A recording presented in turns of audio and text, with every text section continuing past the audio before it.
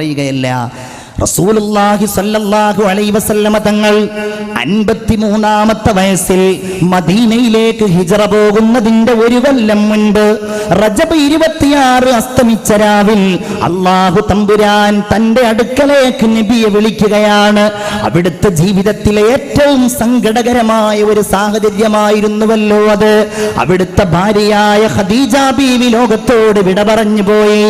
അവിടുത്തെ പ്രിയപ്പെട്ട പിതൃവ്യനായിരുന്ന അബൂ താലിബ് ലോകത്തോട് വിട പറഞ്ഞു പോയി. വളരെ ഹതാശനായി നിരാശനായി അവിടുന്ന് നിൽക്കുന്ന സമയമാണ് അള്ളാഹുവിന്റെ ഹബീബ് മുഹമ്മദ് മുസ്തഫ സല്ലല്ലാഹു അലൈഹി വസല്ലമ തങ്ങളെ അല്ലാഹു തആല ഒരിക്കലും കൈവടിയുകയില്ല എന്ന് അല്ലാഹു തീരുമാനിച്ചതിന്റെ അടിസ്ഥാനത്തിൽ അല്ലാഹു തമ്പുരാൻ തന്റെ അടുക്കലേക്ക് നബിയെ വിളിക്കുകയാണ്. വലിയ ഒരു സംഭവം. ഇസ്രാ മിഅ്റാജ്. ലോകത്ത് നിന്ന് അല്ലാഹു തആല നൽകിയ, ഈ പ്രപഞ്ചത്തിൽ ഇക്കാലം വരെ അല്ലാഹു നൽകിയ ഒരേ ഒരാളെ കുറിച്ചാണ് ഈ പറയുന്നത്. മുഹമ്മദ് മുസ്തഫ. ലാ തുദ്രികുൽ അബ്സാർ വഹുവ യുദ്രികുൽ അബ്സാറ വഹുവൽ ലതീഫുൽ ഖബീർ. ദുനിയാവിൽ ആർക്കും അത് കഴിയില്ല. അല്ലാഹു തആലയുടെ അടുക്കലേക്ക് അല്ലേ ദഅനി തഖദ്ദം യാ ഹബീബി ലാ തഖഫ് അബ്ശിർ തുനാജി റബ്ബകൽ ഖയ്യൂമ സ്വല്ലു അലൈഹി വസല്ലിമു തസ്ലീമാ. റബ്ബിന്റെ അടുക്കലേക്ക് മുഹമ്മദുർ റസൂലുള്ളാഹി സ്വല്ലല്ലാഹു അലൈഹി വസല്ലമ തങ്ങൾ ചൊല്ലുകയാണ്. അനിർവചനീയമായ ഒരു രംഗം. എന്തു പറയണം അല്ലാഹുവിനോട്?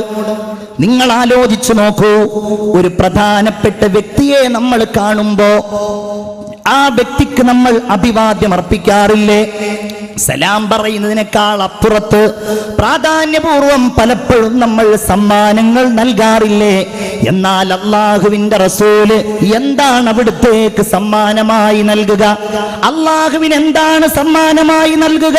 ബിബിസാത്തി ഖുദ്സില്ലാഹി ലമ്മാ അൻവസൽ ഹയ്യാഹു ലില്ലാഹി തഹിയാത്തുൽ ഫുളൽ വമുബാറകാതു വസ്സലാത്തു കമാ നുഖിൽ ഫിസീറത്തിൽ ഹലബി ഹകാതത് മീമാ സല്ലു അലൈഹി വസല്ലിമു തസ്ലീമാ.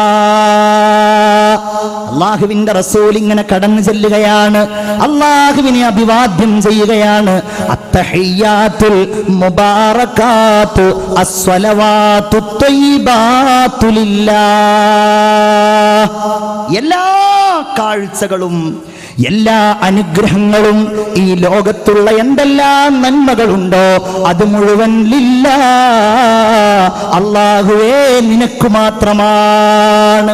ആ സമയത്ത് അല്ലാഹു തിരിച്ചു പറഞ്ഞത് അസ്സലാമു അലൈക അയ്യുഹൻ നബിയ്യു. അതല്ലേ സ്നേഹത്തിന്റെ കടൽ, അതല്ലേ അല്ലാഹു സ്നേഹം, അതല്ലേ അല്ലാഹുവിന്റെ ബഹുമാനം. ആ പ്രവാചകരുടെ മേലിൽ പോലും നിർബന്ധമായ സലാം അല്ലാഹുവിന്റെ റസൂലിനോട് കോടാനക്കോടിക്കണക്കിന് വരുന്ന ലോകത്തുള്ള ജനങ്ങൾ മുഴുവൻ നിരന്തരമായി പറയുന്ന ആ സലാം അത് അല്ലാഹു അങ്ങ് പറഞ്ഞതാണ്. അസ്സലാമു അലൈക അയ്യുഹൻ നബിയ്യു. ഏ നബിയേ, നിങ്ങളുടെ മേൽ അല്ലാഹുവിന്റെ രക്ഷയുണ്ടാകട്ടെ.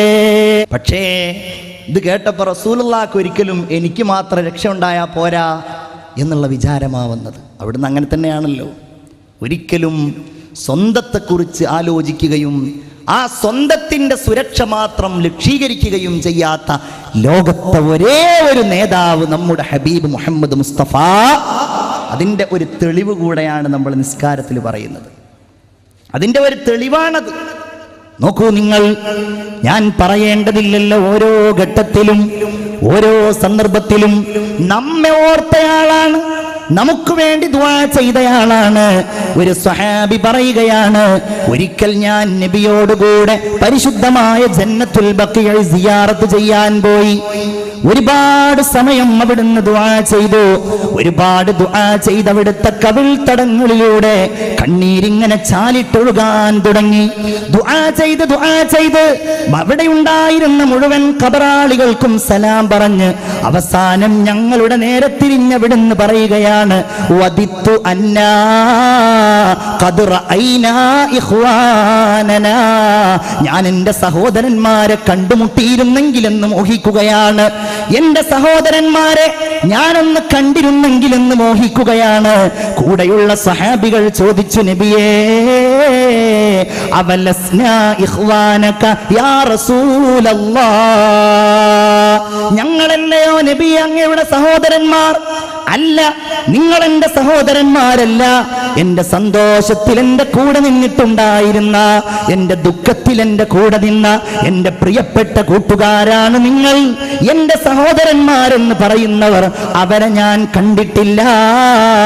എന്നാൽ സ്വന്തം ശരീരത്തെക്കാളും സ്വന്തം ധനത്തെക്കാളും എന്നെ കണ്ടിരുന്നെങ്കിലെന്ന് മോഹിക്കുന്നവരാണവർ. ഹബീബായ നബിയേ, റസൂലുള്ള പറയുകയാണ്, ഞാൻ എങ്ങനെയാണ് അവരെ തിരിച്ചറിയുക എന്നറിയുമോ? ഞാൻ അവരെ പരലോകത്ത് വെച്ച് അന്വേഷിക്കും. ഏകാന്തമായ മഹ്ശറിൽ വെച്ച് ഞാൻ അവരെ ഓരോരുത്തരെയും എൻ്റെ ഹൗദുൽ കൗസറിന്റെ അടുക്കലേക്ക് കൊണ്ടുവരും.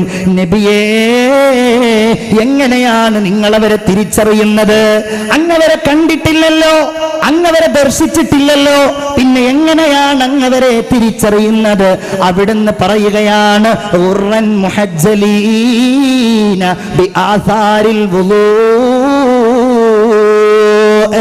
വുളൂ ചെയ്ത അവയവങ്ങൾ, കൈകാലുകൾ കഴുകിയത്, മുഖം കഴുകിയത്, കാലുകൾ കഴുകിയത്, അതെല്ലാം കത്തിത്തിളങ്ങുന്നവരായി അവരുടെ നിസ്കാരത്തിലൂടെ വുളൂയിലൂടെ അവരെ ഞാൻ തിരിച്ചറിയുകയും എൻ്റെ ഹൗദുൽ കൗസറിലേക്ക്, ഹൗദുക സ്വാഫിൽ മുബറദ് വിർദുനാ യൗമൻ നുശൂരി, എൻ്റെ ഹൗദുൽ കൗസറിലേക്ക് അവരെ ഞാൻ കൊണ്ടുപോവുകയും ചെയ്യുമെന്ന് ഖാല റസൂലുള്ളാഹി സല്ലല്ലാഹു അലൈഹി വസല്ലം. അവിടുന്ന് തിരിച്ചു പറഞ്ഞു, അസ്സലാമു അലൈനാ വഅലാ ഇബാദില്ലാഹി സ്വാലിഹീൻ. നമുക്ക് വേണ്ടി സംസാരിച്ചു. അവിടുന്ന് ഒരുപാട് സംഭാഷണങ്ങൾ നടത്തി, ഒരുപാട് സംസാരങ്ങൾ നടത്തി അല്ലാഹുവുമായി. അല്ലാഹുവേ, മൂസാ നബിക്ക് നീ ഇന്ന കലീമാക്കിയില്ല റബ്ബേ, ഈസാ നബിയെ നീ നിന്റെ ആത്മാവിൽ നിന്ന് പടച്ചില്ല റബ്ബേ. വഖദ് അഅതൈത ദാവൂദ വസുലൈമാന മുൽക്കൻ, ദാവൂദ് നബിക്കും സുലൈമാൻ നബിക്കും വലിയ രാജാധികാരം നീ നൽകിയില്ല അല്ലാ. അല്ലാഹുവിന്റെ റസൂലിനോട് അവിടുന്ന് പറയുകയാണ്, നബിയേ നിങ്ങൾ പേടിക്കണ്ട, അന്ത ഹബീബി വ ഖലീലി, അങ്ങന്റെ പ്രിയപ്പെട്ട കൂട്ടുകാരനും എൻ്റെ മഹാസ്നേഹിതനുമാകുന്നു. രണ്ട് വാക്കാണത്. ആ ഹബീബായ നബിക്ക് അല്ലാഹു തആല സ്നേഹത്തോടെ നൽകുകയാണ് അവിടുന്ന് നിസ്കാരം. എന്താ ഹബീബ്, ഖലീല്?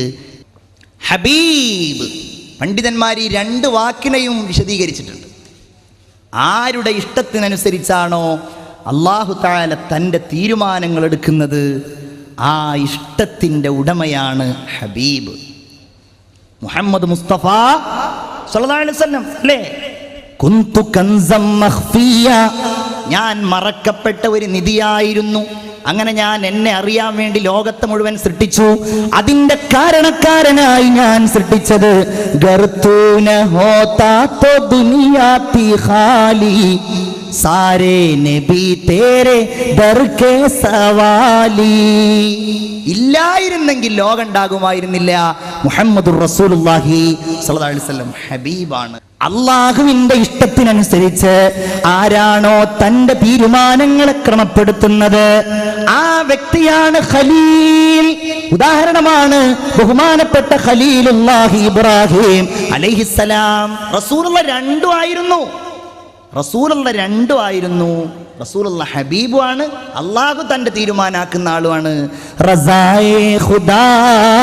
റസായേ മുഹമ്മദ്. എന്താണോ അള്ളാഹുവിന്റെ തൃപ്തി അത് തന്നെയാണ് മുഹമ്മദ് മുസ്തഫ സല്ലല്ലാഹു അലൈഹി വസല്ലമയുടെയും തൃപ്തി. എന്താണോ മുഹമ്മദ് നബിയുടെ തൃപ്തി അത് തന്നെയാണ് അള്ളാഹുവിന്റെയും തൃപ്തി. ഖുദാനെ ലഗായേ ജന്നത്ത് ഔർ ന സജായേ മുഹമ്മദ്, ഖുദാനെ ലഗായേ ജഹന്നം ഔർ ന ബുജായേ മുഹമ്മദ്. അള്ളാഹു സ്വർഗമുണ്ടാക്കിയപ്പോ മുഹമ്മദ് നബി അതിൽ കൊണ്ടുവന്ന ആളുകളെ പാർപ്പിച്ചു. അള്ളാഹു നരകമുണ്ടാക്കിയപ്പോൾ മുഹമ്മദ് റസൂൽ അതിനെ ഊതിക്കെടുത്തി. ഇങ്ങനെ അള്ളാഹു തമ്പുരാന്റെ ഹബീബായ റസൂലുള്ളാഹി സ്വല്ലല്ലാഹു അലൈഹി വസല്ലം തങ്ങൾക്ക് അള്ളാഹു